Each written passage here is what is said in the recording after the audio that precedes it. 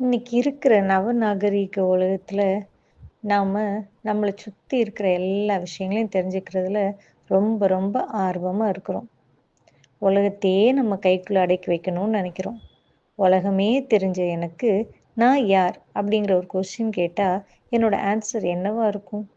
ஒருவேளை நாம நம்ம நேமை சொல்லுவோம், இல்லைன்னா நம்ம பேரண்ட்ஸை சொல்லி அவங்களோட பிள்ளை நான்னு சொல்லுவோம். அப்படியும் இல்லைன்னா நம்ம ஃபேமிலியை பற்றி சொல்லுவோம். கொஞ்சம் யோசிச்சு பார்ப்போமா? அதுவா நான்? இப்போ சொல்லுவோம். நமக்கே நம்ம யாருன்னு தெரியாது.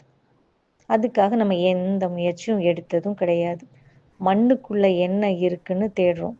வானத்துல இருக்கிற கிரகணங்களை பத்தி எல்லாம் தெரிஞ்சுக்கிறோம். அடுத்தவங்கள பத்தி எல்லாம் ஆராய்ச்சி செய்கிறோம். ஆனா நமக்குள்ள இருக்கிற நம்மளை பத்தி தெரிஞ்சுக்கிறதே இல்லை. ஒரு பொருளை விலை கொடுத்து வாங்குறதுக்கு முன்னாடி அதை பத்தி நல்லா தெரிஞ்சு அந்த பொருளுக்கான ரிவ்யூஸ் எல்லாம் பார்த்து எந்த பிரச்சனை இருக்குதா இல்லையாங்கிறதெல்லாம் தெரிஞ்சுக்கிட்டு தான் அந்த பொருளை வாங்குறோம். ஆனா விலையே மதிக்க முடியாத நம்மளை பத்தி நம்ம என்ன தெரிஞ்சு வச்சுக்கிறோம்? சிவப்பு கம்பளம் விரிச்சு நம்மளை வரவேற்கணும்னு நினைக்கிற நாம நம்மளோட நிறை குறையெல்லாம் நம்ம ஏத்துக்கிட்டு நமக்கு சிவப்பு கம்பளத்தை நாமே விரிச்சுக்கிறோமா?